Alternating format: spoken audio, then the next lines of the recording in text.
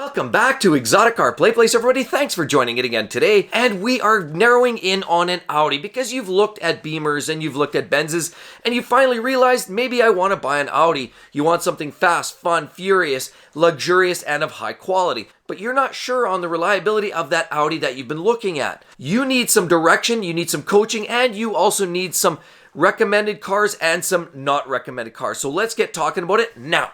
So let's talk about some of the more reliable models. For example, how about the diesel engines, the TDIs, or the turbocharged diesel injection vehicles that you found in many Audis and Volkswagens and Porsches? Well, the beauty is they're actually one of the more reliable vehicles in the Volkswagen Audi lineup.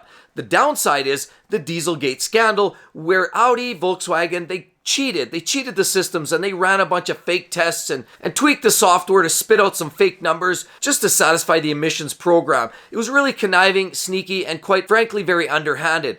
That being said, if you want to get your hands on an older diesel, they are still supported and they were a very, very reliable vehicle. As a matter of fact, built to more of a commercial standard and very dependable overall, so it's a safe bet. So you want to talk about another vehicle that actually didn't quite make the reliability ranks in the Audi world, and that is the B5 S4. Now, while it is one of the true enthusiast favorite cars, it is a legend in many people's eyes because of its 2.7-liter twin-turbo engine that would make about 262 horsepower, and it made almost about 300 pound-feet of torque from 1800 RPM. It was really a legendary performance.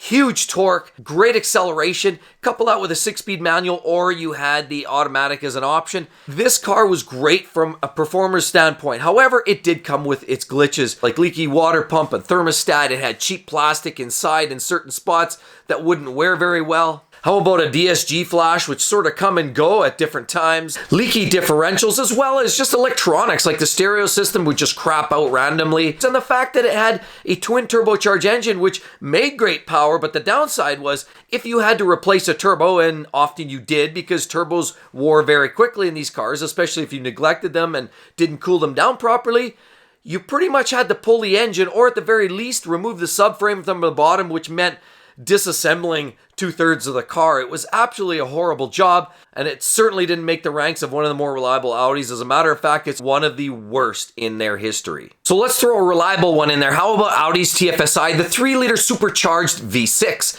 It made about 310 horsepower and about 325 pound-feet of torque. Now, Audi just sort of lucked into this engine, and in 2012, it received Ward's Best Engines. And it went into a whole host of different cars, like the A6, the A7, Q7, S4, and S5 Coupe. Lots of vehicles because it was so popular and it was such a great engine. So how about another little engine that you might want to avoid? It's the 1.8 turbo gas engine. Now, it was used in a lot of different cars like Skodas, but primarily Volkswagen and Audi brands utilized the crap out of this 1.8 turbo. Now, it seemed great and it was sporty and punchy at the time. However, there was lots of problems. Heavy oil consumption. If you use the wrong oil, that would lead to premature wear on the engine. Lots of coil pack failures, as well as heavy sludge formation. Plugged this engine down so bad, it just choked it right out completely.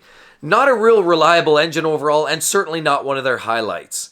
Maybe keep walking. Now, another engine that found itself quite problematic in the Audi world, and again shared with Volkswagen and whatnot, is the 2-liter TSI engine. It's a very popular engine and it came out around 2009. But there's been a lot of problems with it. Sure, it's popular, sure, it's in a lot of vehicles, and as a result, you're going to find lots of complaints and failures. However, there is some significance. So let's talk about some of those issues. Engine misfires, for example, could be related to spark plug coils or coil-on ignition, as well as how about even just injector problems. PCV valves was another one, and that ridiculous plastic intake manifold, which would twist and warp under heat, of course, and you'd blow out gaskets, you'd have boost leaks, and you just have a lot of related issues to the intake manifold. How about a whole host of boost-related faults? Some of it was just that rod between the diaphragm and in the internal wastegate part of the turbo that would get too sloppy, and then you'd wind up with boost leaks, and of course, or not enough boost.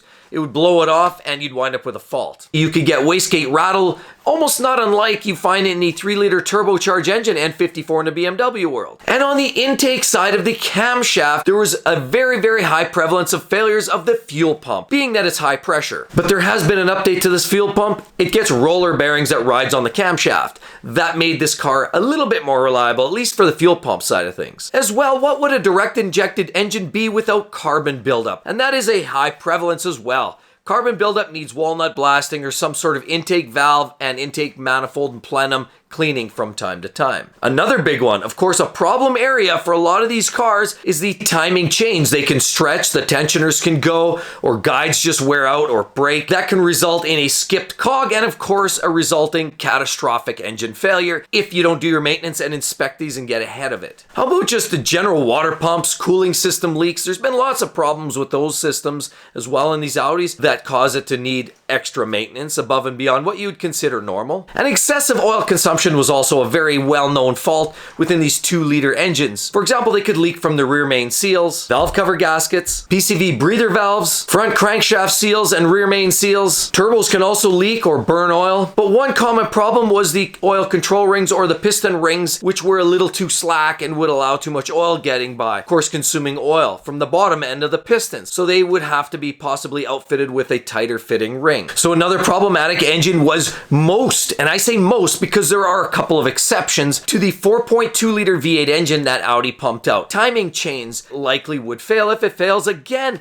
if your timing goes out of whack, your pistons, your valves go smack, boom, crash in the night, and then it's lights out and your engine is toast because of interference engines. However, there are 2 exceptions. You can actually get a very reliable 4.2 liter V8 engine in the Audi world. Just stay away from the bulk of them. If you want one, the 2008 RS4 and the 2008 and newer Audi R8. That's right, they're supercars, actually truly one of the more reliable Audis ever made. Other than a few little electrical gremlins that you'd find creep in from time to time, possibly a high pressure fuel pump in either the RS4 or the R8 could creep in occasionally. Those cars are rock solid, dependable, and far better than almost any other engine within the Audi lineup. Now, how about transmissions in the Audi world? Well, everybody knows a manual gearbox is as simple and robust as you can possibly find in any car, so that's always your best go-to. But the next one would be a DSG, which is the direct shift gearbox, which is ultimately their dual clutch transmission, and it's been actually relatively robust. But there are some things that you have to consider. If you get shuddering and juddering, that could be a result of the dual mass flywheels.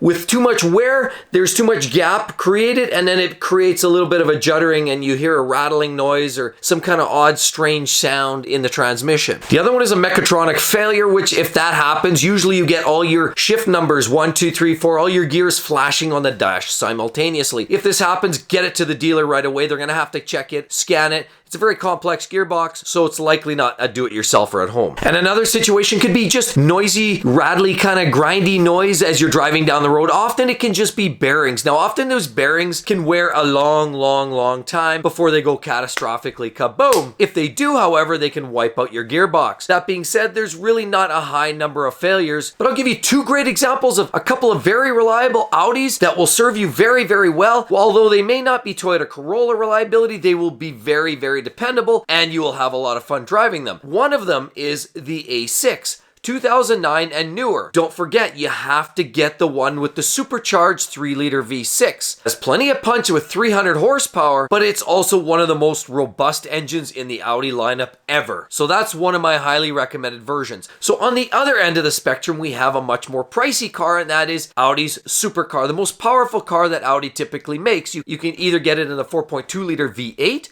or the 5-liter and then later the 5.2-liter V10, which was shared from Lamborghini and the Gallardo and Huracans. However, the V8 engine is a superb piece, and it's also gained some reliability over the earlier garbage 4.2-liter V8s that had single-row timing chains. These now had twin-row or 2-row timing chains, made them far more robust.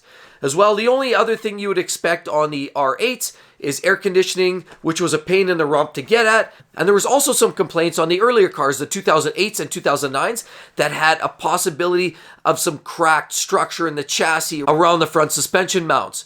But the V10 engine had a small potential failure with the oil pump, which actually externally mounted, has been known to shear. That's also the same engine that was used in the Lamborghini Gallardo, and then later the 5.2 found in the Huracan and the later version of the R8. Both very robust cars, and for a supercar, by far the most reliable car for sure, and in Audi's world, also one of the most reliable models, and highly recommended. So at the end of the day, are Audis reliable? You betcha they are. There are many reliable Audi versions that you can enjoy and love for many years. You just have to be aware of the poisons and the bad models. Heed my warning, there are some really bad cars out there, but those 2 that I mentioned are a couple that are highly recommended. Thanks again, everybody, for sticking around. Hey, and if you want to see more on Audi versus BMW reliability, right there, Or how about, don't forget to hit that subscribe button down here and the notifications bell will let you know when the next great video's out.